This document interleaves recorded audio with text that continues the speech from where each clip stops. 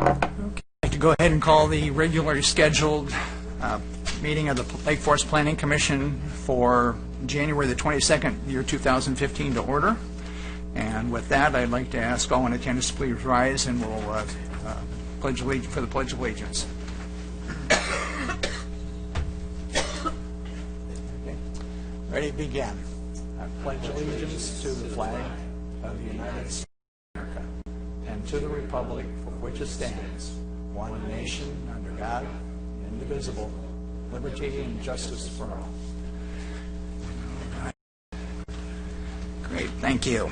Okay, this will bring us to our public comment section. This is a time in the meeting where anyone in attendance tonight that would like to address the Commission on an item that's not on tonight's agenda would have an opportunity to do so.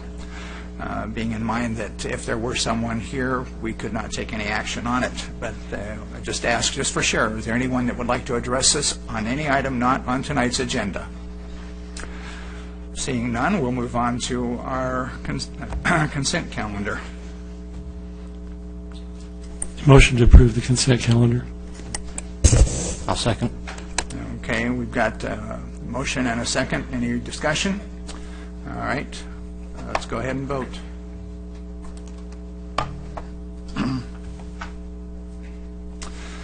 Item passes unanimously. Now bring us to our public hearing items. Our first item this evening is a minor plan sign program for two new apartment project identification signs for the Arroyo Complex. And Carrie Ty has a brief report this evening. Good evening, Vice Chair Verplank and members of the Planning Commission, and also welcome our new future Planning Commissioner. As Gail mentioned, this is a request for two apartment project identification signs. It's for the Arroyo apartment complex that's being constructed over in Baker Ranch. For those of you that have gone over there, it's the one that's a Spanish style, the one that's going on next to Avalon, and they are proposing two signs. The first would be on the corner of Rancho Parkway South and Sunflower, and that when you're traveling on Rancho Parkway South, you would either make a right or left onto Sunflower, and there's an existing sign for the Avalon apartment complex right now. So the first sign would go directly across the street from that, and it would match it in style and scale. So there's a stone wall, and then there's Corten steel lettering that would list Arroyo at Baker Ranch. There's a rendering of an illustration of what the sign looks like in your packet. And then the second sign would be at the entrance to the, actually to the complex itself, where Sunflower makes the bend. Sunflower is an L-shaped street that continues into the Avalon apartment. So right before that, at the bend on the knuckle curve, is the entrance to the Arroyo complex. And the second sign would be there, indicating to motorists or pedestrians that that's the entrance. And that sign is located directly beneath the, there's a series of entrance trellises, if you will, that were approved as part of the landscape plan for the development. And that sign is a stuccoed wall sign, 5.5 feet tall with a cap on the end that's 6 feet, and that would also say Arroyo at Baker Ranch. The code does require minor plan sign programs for all of these residential project identification signs that you are seeing. You've seen a few, and you'll see a few more coming up. And with that, the proposed signs match the style and scale of the other signs in Baker Ranch, and also complies with the Baker Ranch Plan Community. Staff is recommending approval. There's a resolution attached for you, and at this point, that concludes my presentation. I can answer any questions you have, and the applicant is also in the audience. Thank you. Thanks, Carrie. Any questions for staff at this time? Are those signs lit at night? Do you have lighting for those signs at night? Yes, there is external illumination, so they're uplit. Okay, they're uplit from the ground. Correct. Okay, thank you. Okay, no others? All right. Let's go ahead and open the public hearing. And it looks like do we have anyone to speak on that item?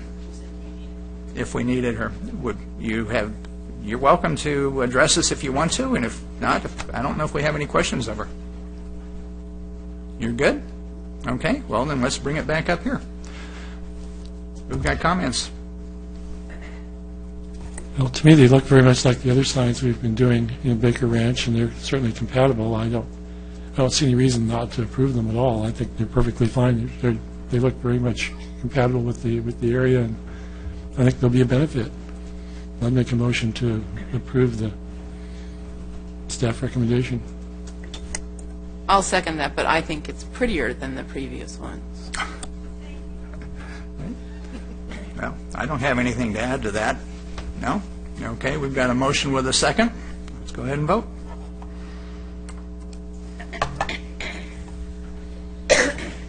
Passes unanimously. Thanks for your great presentation. Thanks, Carrie. I'll take us to our item number 3. Item number 3 is a use permit for the Blue Fig Hookah Lounge, an outdoor smoking area, late-night uses, and a shared parking request. I have in the past introduced you to Brian Fernandez, who's a contract planner, assisting us for the last couple of months. This is Brian's first presentation before the Planning Commission. Well, good evening, Commissioners, and to everyone who made it tonight. The project, as described by the Director, is moving into these 2 tenant spaces. So as you can see the picture of the building on the slide, it's located at 2672 Lake Forest Drive. The Hookah Lounge outdoor restaurant and outdoor area and restaurant are meant to operate as a single business. It's comprised of approximately a 1,100 square foot hookah lounge, a 16-seat outdoor smoking area, and a 1,000 square foot restaurant within an existing commercial building. The late night hours are proposed for the proposed business to open daily until 2 a.m., and that includes the restaurant. The hookah refers simply to the pipe to smoke the tobacco from. There are no alcohol or sale of cigarettes as part of this project or proposed by the business. The state law regulates smoking within enclosed workplaces, but grants exemptions in certain cases. Private smokers' lounge, like the hookah lounge or cigar lounge, are exempt from the state's anti-smoking law. There is no smoking allowed within the proposed restaurant to maintain compliance with the state's anti-smoking law, and an internal wall separates the restaurant and hookah lounge to meet this state regulation. Outdoor smoking is not prohibited in the state, and the City Council of Lake Forest has not adopted an anti-smoking ordinance. The project summary is a breakdown of the use permit request you have in front of you tonight. Table 1 of the staff report provides a more detailed the approval process for each of the items seen on the screen. All the proposed uses comply with the state smoking regulations. Use permits approval are required for the indoor and outdoor hookah lounge and the late night hours for the hookah and restaurants, since the business requests to operate up to 2 a.m. Restaurants and outdoor dining areas do not require additional permitting, and they are allowed by right. And part of the application is a shared parking request to accommodate the required parking spaces on site. The staff report dives into more detail regarding the compatibility of the uses, operations, and location of the proposed of the project. Here are some of the highlights of the required findings. The project is located on a commercial site within a developed commercial and industrial area. On all sides of the site, except for the open space to the east, are developed commercial uses such as shopping centers, restaurants, offices, auto service shops, convenience stores, and gas stations, just to name a few. The proposed business do not conflict with the existing permitted uses within the vicinity. There's only about 3 late-night uses adjacent to the site, about 2 gas stations, and the Los Cabos Cantina Bar and Grill. The hill to the east is approximately 70 feet in height and forms as a geographical barrier from the nearest residence about 622 feet away. The site is not visible from these residences. The building is about 130 feet setback from Lake Forest Drive, and the nearest businesses are about 80 feet from the outdoor hookah lounge. The applicant proposes to implement a ventilation system with exhaust and filtration to control the smoke and smell from the hookah lounge. No alcohol will be served in either the hookah lounge outdoor area or the restaurant. There will be video surveillance of the premises, including the outdoor area, per the recommendations of the Lake Forest Police Services. The Fire Authority recommends adoptions of conditions number 1320 in the attached resolutions to ensure that the hookah lounge and outdoor area operate in a manner that observes fire safety. After the close of business day, including the conditions of approval, the outdoor area must be cleared of tables, chairs, or any other furnishings, and they must be stored away from public view. Because of the operational characteristics of the business and its proposed location, the hookah lounge, the outdoor area, and the late-night use proposed until 2 a.m., the project is compatible with the land uses within the vicinity, and they pose no conflict with the operations of permitted uses within the vicinity. The applicant has submitted also a shared parking request, which is a request to allow other tenants on the property to share parking spaces. The staff report in the parking study found under Attachment 6 of your agenda packet discusses in more detail about the off-street parking requirements and how the proposed shared parking meets city parking standards.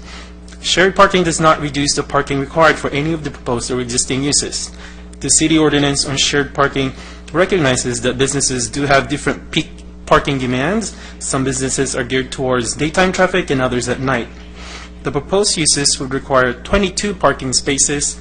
The dental office requires 14 and Wiener Schnitzel 22. If these uses operate concurrently on site, there won't be enough parking spaces unless the shared parking request is approved. By having the hookah lounge and its outdoor area open only after the dental office is closed, this would allow the hookah lounge to use the dental office's parking spaces. Condition number 22 of the draft resolutions restrict the operating hours of the hookah lounge and outdoor area so that they do not operate concurrently when the dental office is open. Before I conclude my report, I would like to direct the Commissioner's attention to page 43 of the agenda. Basically, it's the last page of the Planning Commission resolution. There's a correction to that. It's a correct in front of you is actually it's a corrected page of the resolution. The yellow sheet is a minor change. It's correcting the former commissioners Andrew Hamilton's name and former position and chairman, and since Mr. Hamilton is now a council member, and his name and position have been replaced by Commissioner Jennifer Plank, who is the vice chairman of the Planning Commission. I would also like to add that the resolution title should have the correct case number, which is UP 1014-4628, rather than 10-14-4328. That concludes my report. I am here to answer any of your questions, and the applicant is in the audience also to answer your questions. Thank you very much. Thank you, Brian. Any questions for Brian? Okay. All right. We have one request to speak, and I hope I get this correct.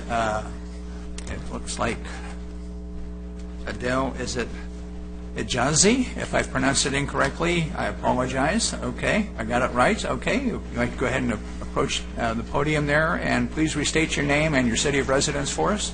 Sure. My name is Adele Hijazi. I live in 25 Visalia, Irvine, California, 92602. So, good evening, Planning Commissioners. First off, I wanted to thank city staff and the Planning Department. We appreciate all the time and effort that they took in preparing the staff recommendation, and we enjoyed working with them throughout this whole entire process. And just a little bit about Blue Fig. So Blue Fig will create a unique place where customers can socialize with each other in a comfortable environment while enjoying the best brewed coffee and espressos in town. We will be in the business of helping our customers by providing them a peace of mind through great ambience, convenient location, friendly customer service, and products of consistently high quality. As well, Blue Fig will take the following security measures to ensure the safety of our customers. We will be installing video surveillances, as Brian mentioned, throughout the property and the facility. Also, signs prohibiting loitering, security alarm systems. We'll be training staff to monitor foot traffic, and no alcoholic beverages will be provided. As well, Blue Fig will have ambient music playing in the background. This music will help set a relaxing atmosphere for our customers to enjoy, but at the same time, we will be conscious of the noise levels for our surrounding businesses around us. As a frequent customer at hookah cafes, we are aware of the potential impacts of the surrounding area. In our search for a business location, we took into consideration these issues and sought a facility that would be suitable for our use. So, for example, the closest school to our facility is the Montessori School at Portola Parkway. It's approximately 4,000 feet away. Also, the closest residence and community development, as Brian mentioned, is approximately 600 feet away. And businesses around our facility is anywhere from 80 to 125 feet away. We wanted to thank you for your consideration. We support the staff recommendation, and we humbly ask you to approve our use permit. Thank you for your time, and please feel free to ask any questions or concerns that there might be. Thank you. Thank you. Is there anyone else that wanted to address the commission on this item tonight? Okay. If you should change your mind and you want to, we're here. But we just ask that you fill out a speaker's card and get it turned in to us. All right. Okay, with that, I'm going to go ahead and bring it back up. I don't think I opened a public hearing, did I? I remember you did. You remember I did? Well, our city attorney said I didn't. So just to be sure, I'm going to make sure by opening the public hearing, and my apologies. Okay, let's bring it back up here for discussion. Comments? Okay, Commissioner Brower? Okay. My first question is actually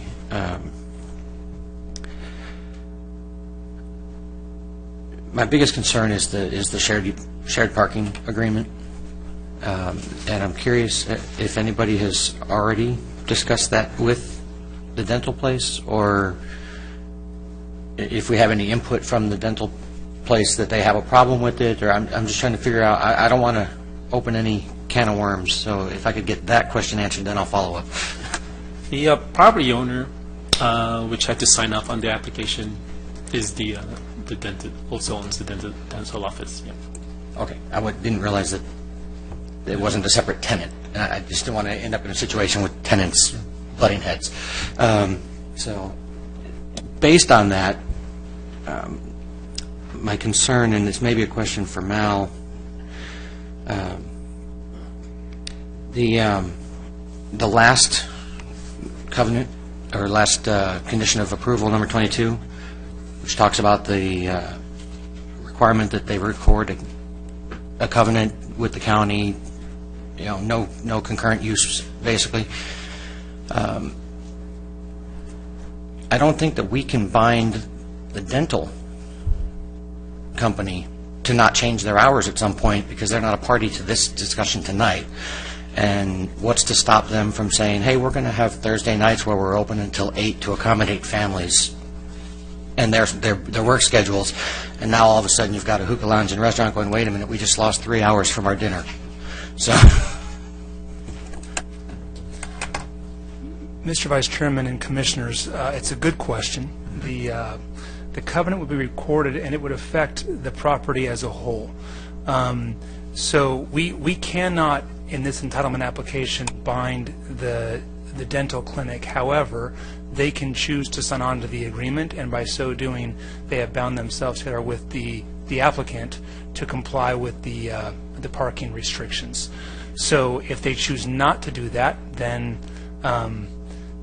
for lack of a better word, the applicant is up a creek. But it sounds like because it's the same property owner for both properties, that's not going to happen.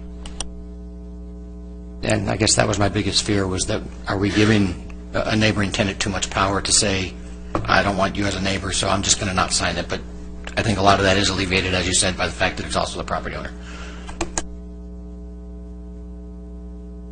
Okay, so now that I understand then, to eliminate the problem, we just simply have the property owner sign on to the agreement? Is that what I'm understanding? Yes, that's actually the requirement of the condition. The property owner, both properties are parties to the agreement. Right. Okay, thanks.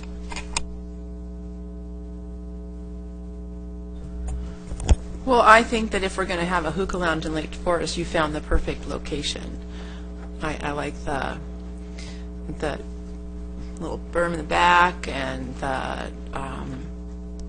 just that every time I've driven by the property, that parking lot is pretty open. I think that with the shared idea, you're going to have probably a lot of success with that.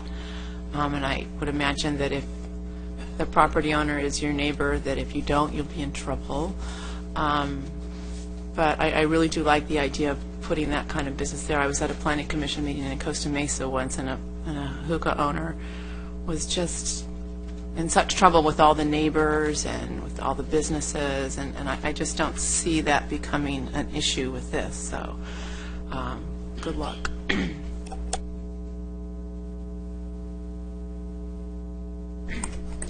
You'd mentioned in your presentation that you had air filtration systems and things that would exhaust the smoke and the fumes. How does that work, and when that stuff exhausts out of the building, where does it go? Yeah, you can come up. Do you have filters in the exhaust of that system, or how do you do it to take care of? My concern is that the odor necessarily, the smell doesn't get around the residents or drift that direction. Correct. Just a kind of a quick update. So thankfully yesterday our plans got approved by the health department, which also required that ventilation. So what we'll have is we'll have the ventilation system, which will have like 3,000 CFMs that will be sucking out the air, and we will be venting it through the north side of the building. And because there's ample space, about 600 feet, I mean, the smells we're talking about are going to be like fruity smells, from the flavored tobacco. So we will be venting it through the north side where Wiener Sichel is, so we don't see it going that far. But the 3,000 CFMs, which is the ventilation, there'll be like a kind of like a charcoal filter, to say, which it'll be venting it out, going through a filter to take out any of the odors, and then it will be pushed out into the exterior of the building. What kind of signage do you contemplate? Because I noticed that the signage was exempted from the application at this point. What type of signage are you thinking about there? We want to do something nice. We're thinking about potentially, I mean, of course, we know that there's a municipal code, and we're going to need to get our signage approved by the landlord and as well by the city before it goes up to make sure that it's consistent. But hopefully something with a nice halo light, something modern, something not too out, but that's what kind of sign. In accordance with the municipal code, of course. The lighting in your patio area, is that going to be well lit or very dimly lit, or how much lighting will you have in the outdoor smoking area? Well, there is plenty of light posts on the property that are already on the property. If seen fit, we can also always add more. But in the evening, we'll find a lounge, nice kind of lighting, not too bright. But on the outside, we have plenty of light posts all over the place. So I think it should be sufficient. If not needed, we can always do more. But there's plenty of light posts. Now, you mentioned that your employees were trained to look for loiterers and people like that. How do you handle that type of situation? Well, I mean, first of all, we're always going to refer them back to the manager, and if there's somebody that's causing any issues, and we will do our best to maintain whatever, if there's a problem maker or somebody that's loitering, and if we'll handle him. If he comes in and if there's any kind of issues, we'll make sure to, accommodate him, talk to him, tell him what the laws, we'll show him the signs that they're not allowed to be loitering. And of course, if there's any kind of issues, I'm pretty sure, we'll have to call the police. But I'm really hoping that's not going to be the case. How about teenagers? What about teenagers? Teenagers are not, well, they're not allowed in, but nonetheless, it's hanging around outside could be something else. Yeah, loitering and hanging around outside is, eventually, our plan is to hire a third-party security company, to maybe just come in, and what it is, it's just because it's high visibility, it deters any kind of loitering or hanging around or anybody coming. But all of the staff and the guys, we very much, have dealt with customer service, have dealt in, different businesses, so I'm confident in our ability to be able to handle any kind of loitering. Okay. Thank you very much. Of course, thank you. You want to just stay there for a second? Thanks. I've got a question for you. I'm looking at the proposed hours of operation, and I noticed that on Thursday evening, the hookah lounge would open an hour later than the other nights, which are all proposed at 5 p.m. with the exception of Saturdays and Sundays. And I'm kind of curious what makes Thursday an unusual start time, I guess, is your proposed start time. Absolutely, good question. Well, it's really basically the fact that the dentist office is open on Thursday, the only day at 6 o'clock. Okay. So we're gonna open on opposite hours, so their hours of operation end at 6 o'clock on Thursday only. Okay, that's fair. Okay. Thanks. No problem. Well, I've got a couple of questions, and I've got a couple of comments. I look at this parking study, and I'm not comfortable with the parking study itself completely, and where I've got a little discomfort is we've already got an overflow from unknown sources going in and using those parking spaces when there's not any business in there. So I'm questioning as to, I think I know the source of that. I think that Los Cabos Cantina is one of the more popular spots in the city. It's a very highly frequented establishment, and so I think we've already got some people that are already using that shared parking compatibility, and I think you're going to have some conflict there. So I'm looking at this, and I'm not. That's where my discomfort is. Parking is going to be, well, it's going to be a problem. I don't care what happens. It's going to end up everywhere. I did note in the application there's talks about the contingency plan that's with regard to the parking study, that in the event that unexpected hikes in parking demand are generated due to special events, the owner will direct traffic to overflow parking sites, but nothing is identified as an overflow parking site. So I would like to make sure that we have, what that contingency plan really consists of, where they're going to overflow them into, because we have a responsibility to make sure we're not infringing upon other businesses' assigned parking. So I would like to get some clarity on that as well. And then the last thing that I'm going to comment on is the outdoor smoking areas and how that might have an impact on people that are visiting the Wiener Schnitzel to have a dining experience. Smoke does go with the wind on that. And I'm noticing their hours of operation, and I can't imagine that after about 8 o'clock that their Wiener Schnitzel is going to have a whole high volume. I mean, I don't know what their volume is, but I can't imagine that they're going to have a lot of activity over there. And so I'm thinking that maybe the 5 o'clock start time at outdoor 7 o'clock time, we might want to look at 8 o'clock, and that we're not trying to force anything, but just as a consideration, something for us to have some discussion about up here. Maybe get a little later start time on the outdoor smoking area. So those are my comments right now.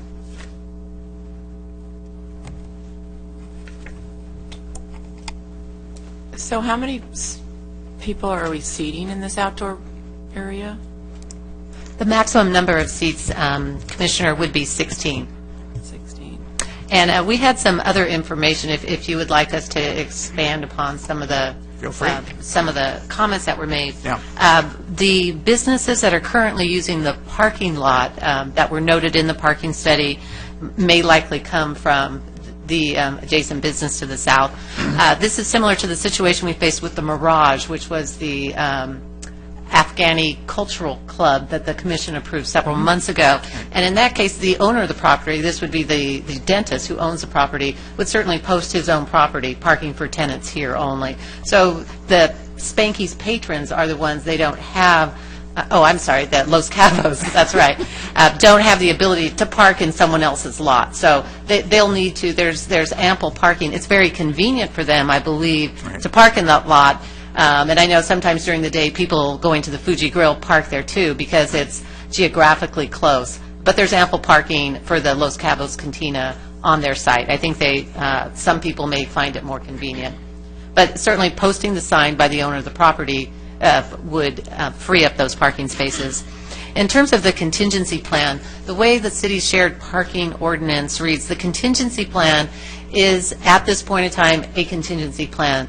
So what we want to know is that should the shared parking not work for some reason, that there are other options that could be looked at. We don't require the person seeking the shared parking to actually go in and enter into multiple shared parking agreements just in case and just in case. But we want to make sure that we don't approve something that if it's the popularity is more than we accepted, that there is no other option. So we've actually identified and even spoken with property owners in the vicinity of other people who are closed who would be willing to enter into shared parking agreements.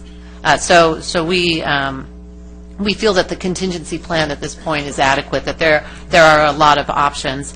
And then I think the last comment was on the outdoor smoking, and the commission could alter the hours of operation on the patio. I think we noted that, Brian, if I'm correct here, Der Wiener Schnitzel does not have an outdoor dining area, and that smoking, anyone could be smoking a cigarette legally outside at either area, but certainly things that we had thought about as well. Okay. I appreciate those comments and the information. Thank you. My concern was that this is going to be a popular spot. That's not a concern. I think that's a great thing. Okay. So I don't want to be misunderstood. But one or two people standing outside having a cigarette versus 16 people outside enjoying a smoking experience is going to create more of an opportunity for that to drift.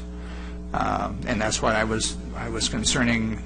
Those were my comments with regard to the eating establishment that's in very close proximity. And it has been a long time since I've been to a Der Wiener Schnitzel, so I can't say that I frequent that spot. But I want to be sensitive to those who do, that's all, with regard to that.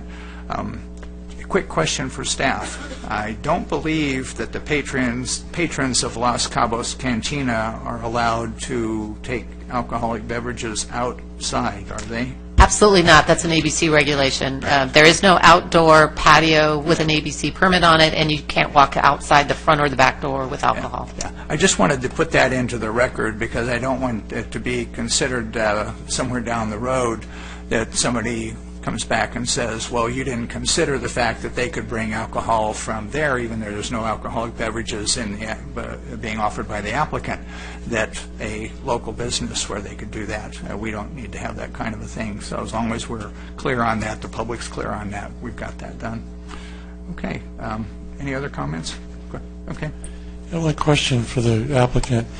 In terms of the number of people that show up at your business during the evening, do you have more business later in the evening since you're open till 2 in the morning, so that the bulk of your clients come, say, after 7 or 8 o'clock at night and stay longer?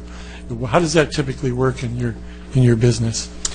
So in regards to the hookah, I mean, hookah is more of a sit-down experience, and that's why generally hookah lounges or locations tend to open up in the evenings after 5 or 6 as is. So it's not something, they come, they sit down for an hour and a half. And usually people getting off work, by the time they get home and situated, we are anticipating that 7 o'clock and up and more like 10 o'clock. Of course, weekdays, people have work. I don't, 12 o'clock, 1 o'clock is, we're assuming when things start to kind of people need to go home, but maybe towards the Friday and Saturday we'll have them till 2. But on the hookah, we don't, the first hour or so, a couple hours, we don't anticipate that it's going to be, busy time because people are still making it home from work, people are getting situated. Now, I do remember in your application there is some type of food associated with this, or there's a restaurant associated with this somehow? Correct. I wouldn't go as far as, it's more like a cafe, so it's kind of light appetizers and light snacks. We plan on having espressos, coffee, some ice cream, pastries, kind of light snacks, light appetizers, panini sandwiches, going through the health department. For example, no hoods are required because we're not going to be cooking any food. It's more of, we want to look at it as it's kind of like a Coffee Bean or a Starbucks to say, kind of along the lines of those products that we're going to be ranging. Kind of everything is going to be in disposable containers, self-service kind of. So most of your customers are going to have dinner before they show up at your place? Hope not. But it could happen. But, we're, light appetizers. You want to have, snack at night, ice cream, espressos, coffees. That's going to be our our main thing. Sounds like it'll be a good experience. I hope so. It will be. Thank you for answering the question. Of course, any other questions, please feel free.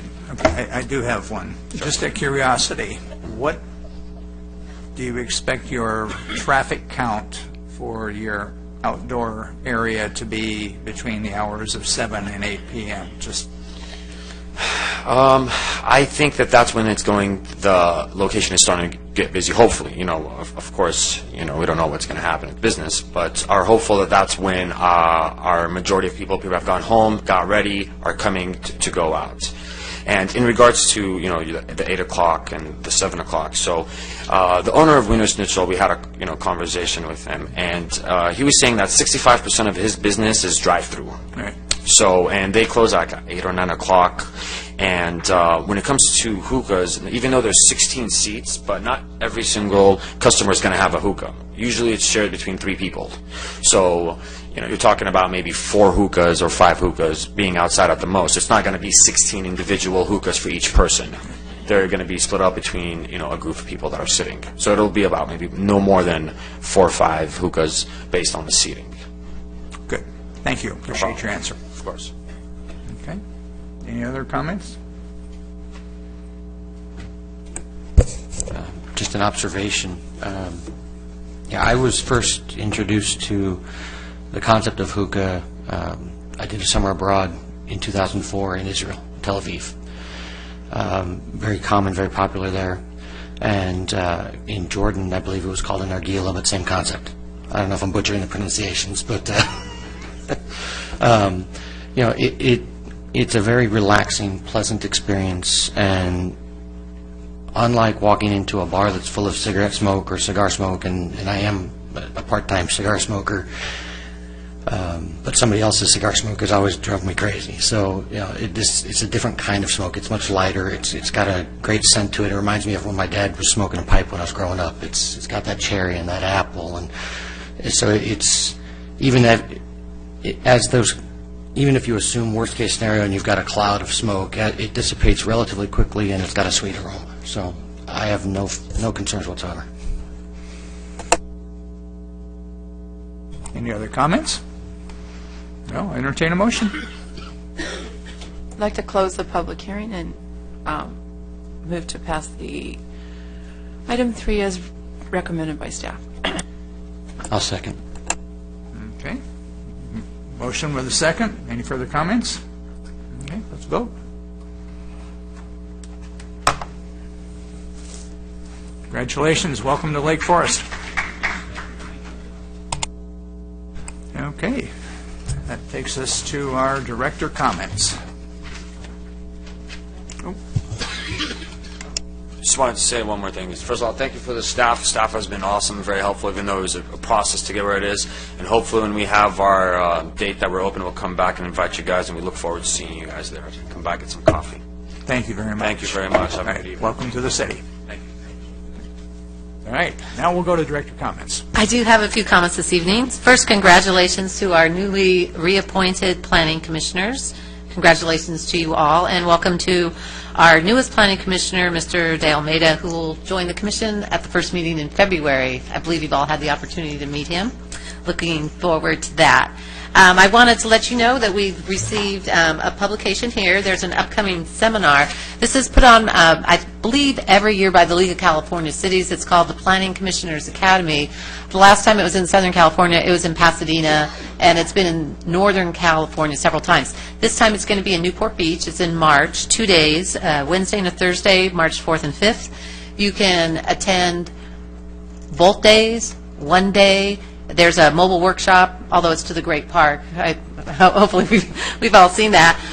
But they have some great topics, and it's organized for both brand-new commissioners and seasoned commissioners, covering things, CEQA, general plan, signage codes, new trends, massage ordinances, and things like that. So, as you know, each of the commissioners has a budget for training, and if you're interested in that, please let Peggy know. We can sign you up and take care of all the details for you. Great. That's it. Thank you. Thank you. Yeah, what were the dates again? Wednesday and Thursday, March 4th and 5th. And I noticed one of the seminars is on ethics training, AB 1234. But I believe Mal will be here to give specific training so that you can fulfill your legal requirement to be updated on that. Great, thank you. Our Assistant City Attorney, I have no comments. that doesn't surprise me. All right, let's go ahead and start with Commissioner Brower. Well, first, congratulations to the three of you that are up here with me on being reappointed, and welcome. And it's Robert, correct? Okay, so welcome to Robert. And then the next part of my comment is actually, I don't know if I look forward to working with you or not. And the reason for that, it's a very odd comment, I know, is 1 week from tonight I will be going through the application for appointment process with the school board. So if that happens, then I won't be here at the next meeting, because I'll be forced to resign because their meetings are at the same time, same days. So in some ways I say I hope to see you all at the next meeting, and in some ways I hope not to. So it's kind of an odd position to be in, but at any rate, it's just in case, it's been a great 2 years. So. Commissioner Fuentes? Well, I too would like to congratulate everybody and welcome to Robert. I was really sorry to have missed the city council meeting on Tuesday, but I was under doctor orders not to send my contagious pink eye out throughout the world, so I stayed home. I'm very proud and pleased to take over Andrew Hamilton's 2-year term. What an honor that is. And I just, again, I really want to welcome Robert. We look forward to working with you. It's kind of funny having an open chair here. And then CJ, good luck.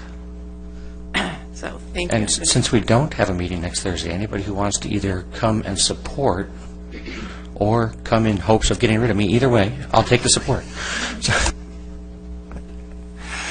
Commissioner Ludden. I, too, would like to welcome you, Robert. We look forward to having you on the commission with us, and congratulations to my fellow commissioners who got reappointed.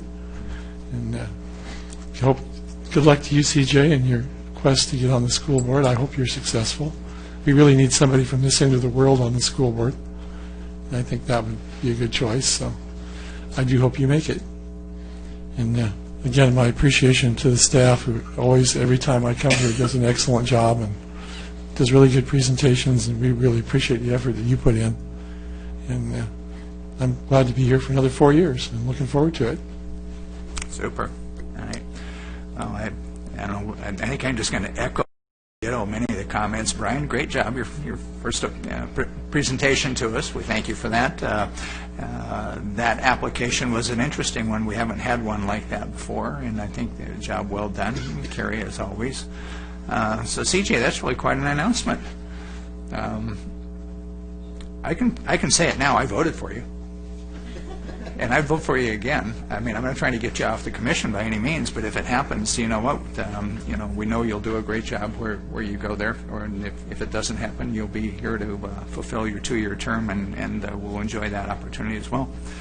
I'm glad that Commissioners Fuentes and Ludden were reappointed, and Robert, we are looking forward to having you join us in February. It will be an interesting year, but a good year, and there's a lot of work to do, and staff just does a remarkable job. I never cease to be amazed at whether I'm at a city council meeting or at one of these meetings. I haven't done a Park and Recs Commission meeting. I don't know why.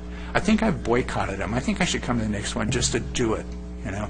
But this isn't flattery. This is just a pure comment. The staff of this city is remarkable. I really think you guys are. You do a great job. So with that, we'll go ahead and we'll adjourn to the next regular scheduled meeting in February.